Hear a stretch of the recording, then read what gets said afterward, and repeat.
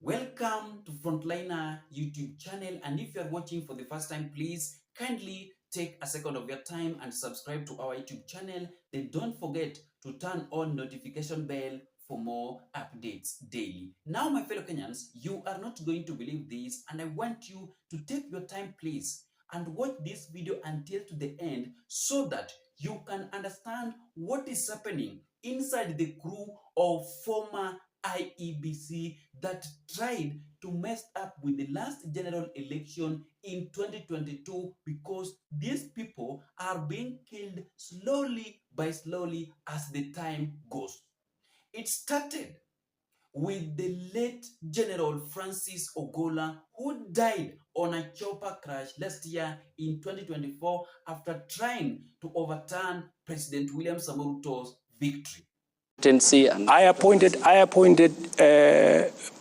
General Ogola. General Ogola is among the people who went to bomb us to try and overturn my victory. Do you know that? But because this year in 2024, the former chairman of IEBC, Wafula Chebukati, died. Professor Gulier, Commissioner Molu, and Mr. Marijan, the CEO, and myself were physically assaulted and injured at the National Sterling Center. That's at the Bomas of Kenya. These shameless attacks, amounting to election offenses, were perpetrated by, among others, persons regarded as national leaders in the full view of the whole nation and the whole world. That is number 2. Yesterday on Tuesday, city lawyer Matthew Mbobu was also killed, was assassinated at Magadi Road in the evening in Karen by gunmen riders on a motorbike. And the person that is now remaining on that crew that tried to mess up with the last general election in 2022 during Uhuru Kenyatta and Raila Odinga is none other than TUJU. And you need to understand that Uhuru Kenyatta, Raila Odinga, and William Samoei Ruto knows something behind the death of General Francis Ogola, Chebukati, and also the late Matthew Mbobu City Mortuary, who died yesterday. And on this particular video, I want to take you back in the last general election in 2022 so that you can understand how the crew of former IEBC team are suffering slowly by slowly. Number 1, TUJU said that it was necessary that we moderate this result in a favor of Raila Amolo Odinga, and any contrary result would be plunging the country in chaos. Number 2, he said that in the alternative, if that way was not possible, we should ensure that there was a runoff. Tuju said if the request was granted, then we would be rewarded. Number 3, Wafula Chebukati, Raphael Tuju said that if we accept the request to moderate the result or alternative force, a runoff, we would be adequately rewarded. Number 4, former IEBC chairman Wafula Chebukati names 4 CS Raphael Tuju, former Senator Amos Wako, and advocate Kialo Mbobu, who was assassinated yesterday on Tuesday, as the team that visited him at 3 a.m. uninvited. Number 5, which is the last, Chebukati said that the team made attempt to interfere with the independence of the commission to be subvert the will of the people of Kenya. That statement was aired out by the late former chairman of IEBC, Wafula Chebukati. And before we proceed with this analysis, I want you to watch this video of Wafula Chebukati so that you can understand how the crew of the last IEBC are now dying slowly by slowly. Now, there was an incident at 3 a.m. on the 15th of August when you visited by some people mentioned there. Yes. 3 a.m., had you slept or were you working through the day and through the night? We were working 24/7. For the 5 days, I never went home to sleep.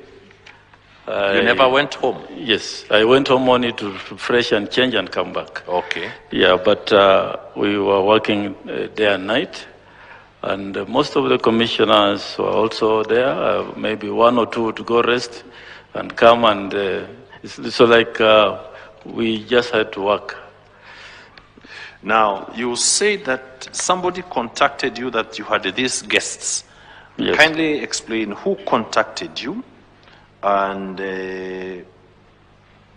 you talk about several attempts. Kindly explain. Paragraph 58. Yes, the auditorium and the holding room are adjoined, and we are also operating from the holding room, working from there. And then I got messages from members of staff, from my security detail, that this gentleman and commissioners, that this gentleman wanted to see me. And this was around that time. So then they came in. Actually, I didn't say yes, they should come in, but they came in just like that, uninvited. They just walked in. And where you were in the boardroom, the office? I was in the holding room. Okay. I had actually told my CEO I'll take a nap for 1 hour and wake me up around that time. But I was woken up by this gentleman instead. So you are sleeping and some yes, gentlemen wake you up? On my chair, yes. Now, because one of the gentlemen will come in later with a meeting with you somewhere out of the NTC, that first person, who was he? That is Honorable Rafael TUJU. He was at that point in time a cabinet secretary in the previous government, and he just he came there on behalf of the Azimio party. That is the video. And that one is a clear indication, a wake-up call, a red alert to the newly formed IEBC that will be conducting the next general election in 2027, that if they will really try to mess up with that election, then that day will be a Christmas day, the way the former impeached Deputy President Rigathi Gachagua said, and also the way that the CS of Health, Aden Duale, also aired out few days ago. So it is upon the new formed IEBC to decide whether they will do a free and fair election, because if they will not do it, then things will not be easier for them, and they will follow the suit of what happened to the crew of former IEBC members that are now dying slowly by slowly, where Rafael TUJU is the person that is remaining. Because they are the team under IEBC that were trying to mess up with the election. Yeah. Because Rafael TUJU, Mbobu, who was assassinated yesterday, those are the people who went to the late former chairman of IEBC, Wafula Chebukati, so that they can favor the Azimio. Yes, that is what is happening right now. That was the plan. Because those are the people that visited Wafula Chebukati at midnight before the announcement of the president of the fourth president of the Republic of Kenya. It is a red alert and a wake-up call to the newly formed IEBC to be on alert in 2027, or else it will not be as business as usual. And Ruto, Raila, Uhuru knows something behind the death of these former crew members of IEBC that are being assassinated or being killed each and every day with different means.